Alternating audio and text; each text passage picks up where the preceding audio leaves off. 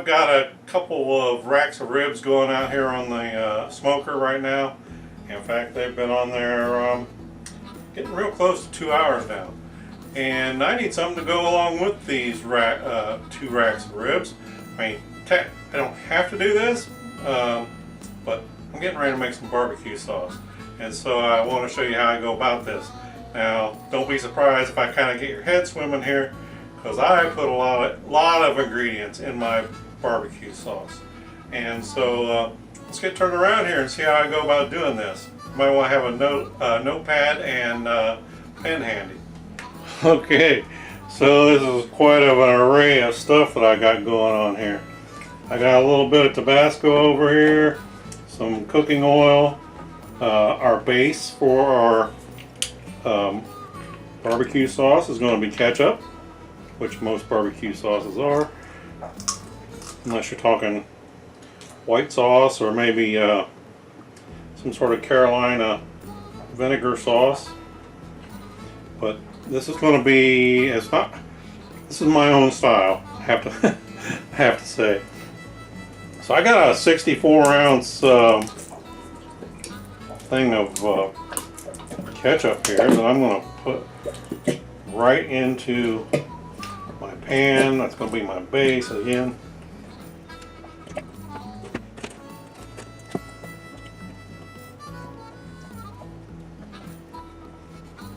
I'll go ahead and put my lid on here, and I will drain the remainder of that out after it has a chance to drain down to the bottom. Now then, I need to get some measuring cups out here, and we're going to go at this. I am going to start, also need some measuring spoons. I'm going to start with one of these big jugs here so I can get it out of my way. If I can get the lid off, I will. It's molasses, and it's been a little while since I used it. I'm going to put 2 tablespoons of molasses in here.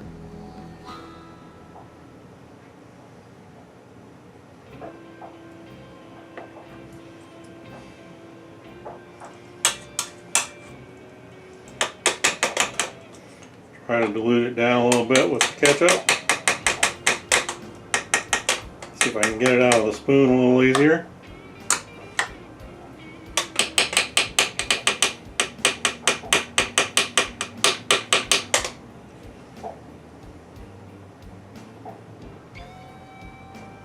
There we go.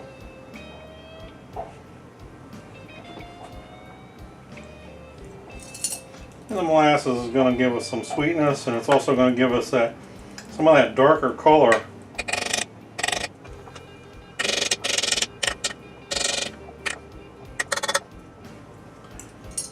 Okay, I think I'm going to get rid of that for a minute.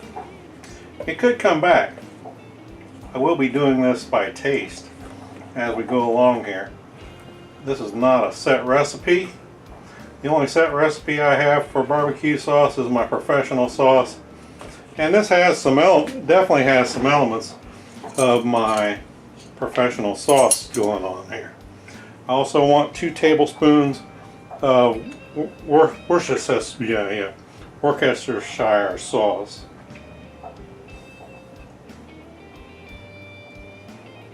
Worcestershire, yeah, that sauce.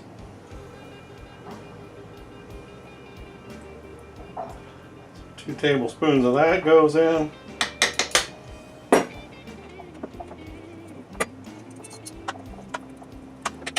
Still trying to kind of get that last little bit of molasses out of my measuring spoon here. And I can about get the rest of that ketchup out of my bottle here.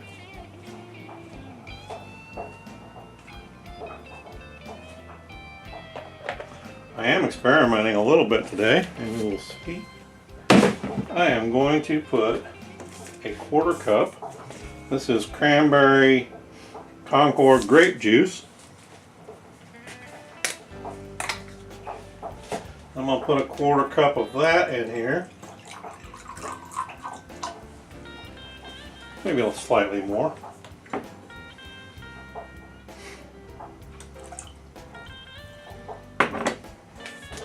I'm going to put a couple tablespoons of red wine vinegar. I like my sauce a little fruity.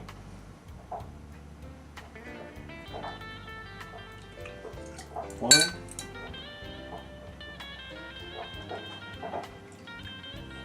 2, like that. Now I want to put a 1/4 cup of lemon juice in here.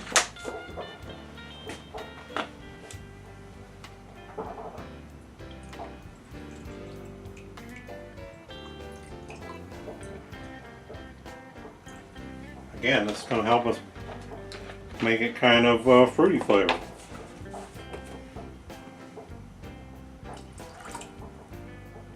All this stuff, a lot of this stuff is going to really put some tartness to it, and I like the tartness. Okay, give me a break. I'm going to get some of this stuff out of my way, and we'll come back at it. Okay, so now I want to put a couple of tablespoons of cooking oil. Yes, I do. Another lid that doesn't want to come off.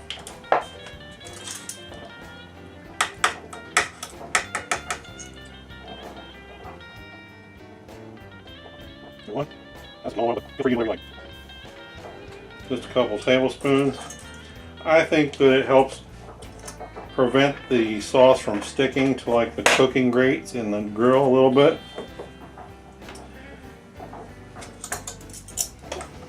We're going to start stirring this up as we go here. Maybe I should have grabbed my whisk instead of a spatula. We'll get there.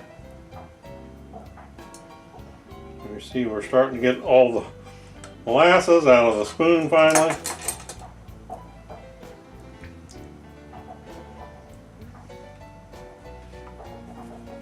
Now I want a teaspoon, that'd be the small one, of salt. This is kosher salt.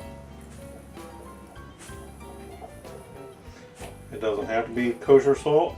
You want sea salt or pink Himalayan salt, whatever floats your boat.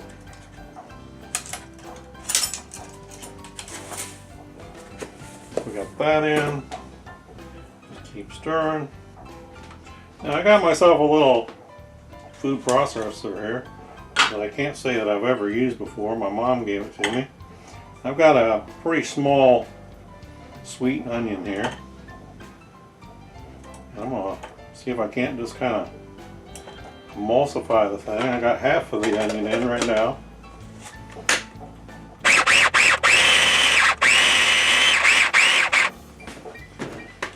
Well, I did a good job of chopping it.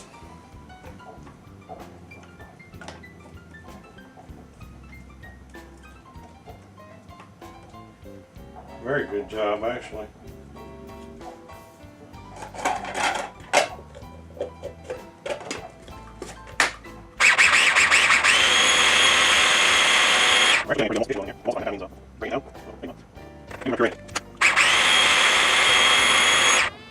That actually looks pretty good right there. That's only half the onion.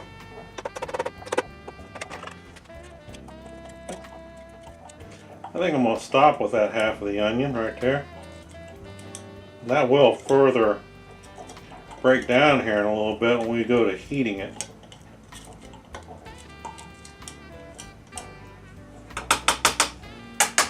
I will save that other half of onion for another recipe at another time.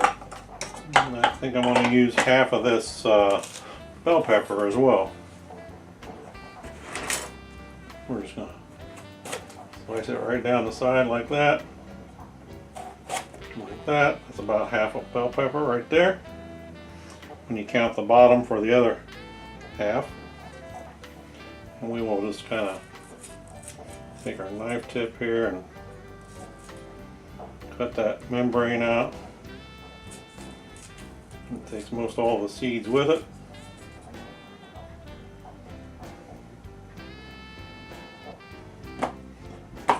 Plop it on there like that, and that'll get most all the seeds out of it.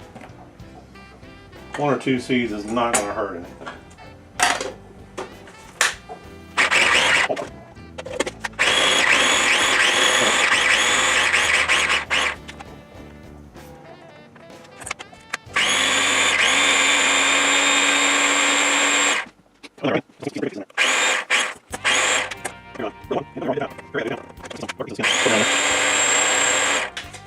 Okay, so I'm going to take that as is.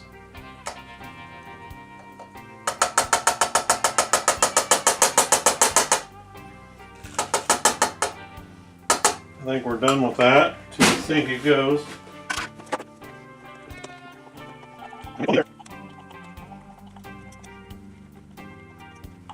Okay, that's about got it. Okay, so now I want about probably 3 cloves worth of garlic here.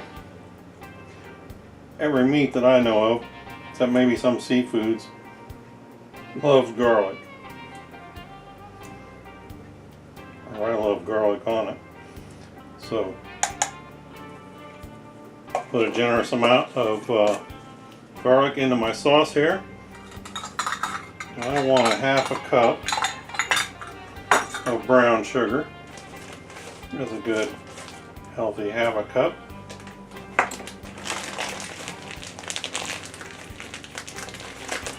We're getting down there on adding our ingredients. Basically all we've got left is my dry spices that I want to go in here. Except for my Tabasco, I'll put 1, 2, 3, 4, 5 good shakes of Tabasco in there. The intent is not to make it hot and spicy, only to just add one more little layer of flavor on things here. Now as I add these spices and everything into the mix, and then as I begin heating it, I will start to taste it and see what I think. Whether I think it needs more sugar, does it need more some other spice or something. And we'll just kind of follow along as it goes. We'll take us where our taste buds lead us. Okay. Now, parsley flakes.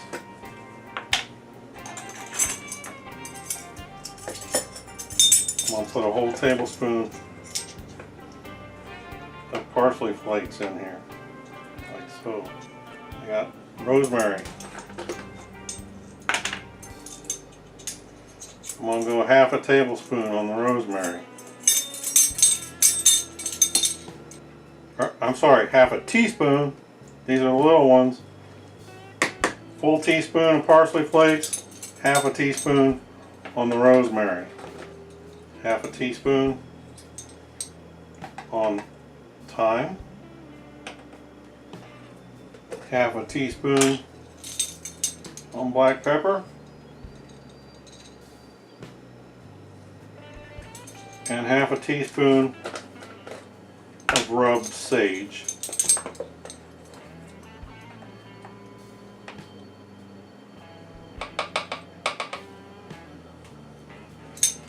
Okay, I think that's all the ingredients I want to put in here for now. And I'm going to give it a good stir here, and then we're going to move it over to the stove.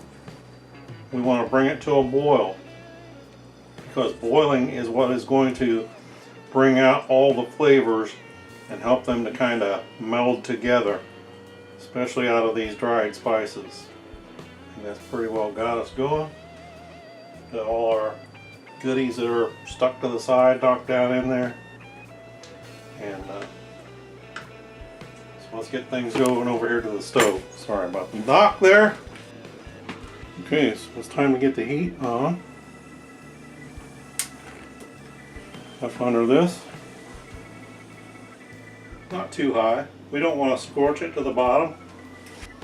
And this is going to be a pretty stir intensive process here, simply because we don't want our sugars between the juice and the brown sugar and the sugar that was in the ketchup as well. We don't want that to scorch.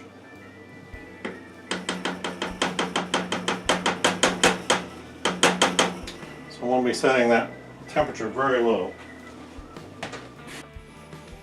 And trust me when I tell you, the closer this gets to a real boil, the more you're going to have to clean the top of your stove here, because it will do some what I call false boiling,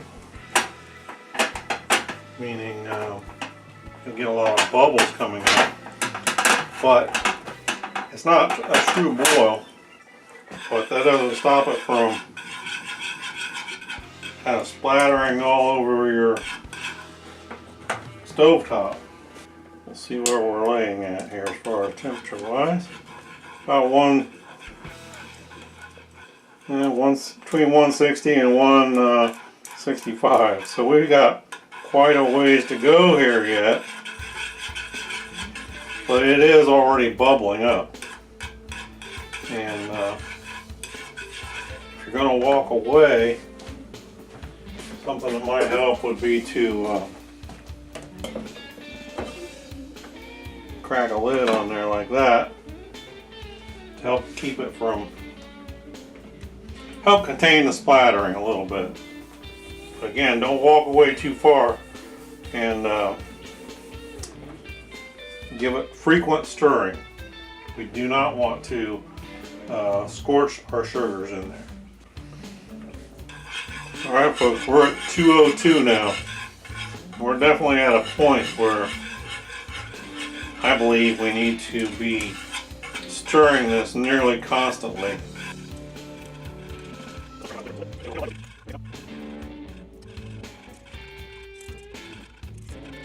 So this has a little bit of an acid bite to it, but it's not a vinegar bite like, say, a Carolina type of sauce. My bite comes from the fruit juices, like the the cranberry grape and the yes it does, the lemon juice. A little bit also from the Worcestershire sauce. Worcestershire, yeah, that one. 206 now. When we get to a true boil, regardless of whether I'm stirring it or not, it's going to be bubbling. It says 207. 212 is the boiling point of water at sea level. The higher you go, the lower boiling temperature is. And when I say higher, I mean at elevation above sea level. So this same sauce would boil at a lower temperature in Denver than it would at, say, Savannah, Georgia. Now, I'm currently where I'm at, approximately 820 feet or so above sea level. Okay, that, in my opinion, is a boil. Take that temperature off now. And I'll tell you what, I've been tasting this. You see how quickly the boil stops too. I have been tasting this, and my opinion is that it's hot, but I think it's pretty darn good right where it's at. Maybe 5 splashes of Tabasco is a little much for some people, not for me, but I can see where it might be a little bit spicy for somebody. Also, I think if I was going to do it over again, and I might one of these days, the cranberry grape juice was a experiment for me. I think I would do just a little bit less salt. Other than that, I think it's darn near perfect. I'm happy with it, just like it is. I'm not going to add anything more to it. Okay folks, well, so this sauce, it took me, I don't know, maybe 2.5 hours to make this sauce. And from here, this can be easily canned. It will can very easily. It's got plenty of acid in there that you can do water bath canning with this. I've done it multiple times for a very similar recipe.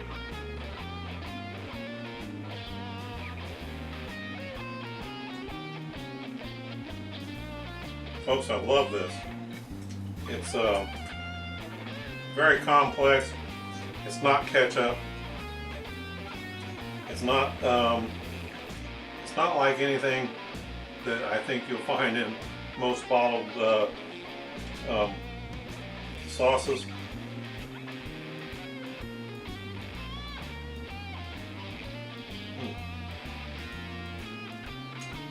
It's very complex. It's got all those flavors. You saw how many ingredients I put into this. It's hard to describe, but I love it. It is not like your sweet baby Ray's for certain. It's not like your average,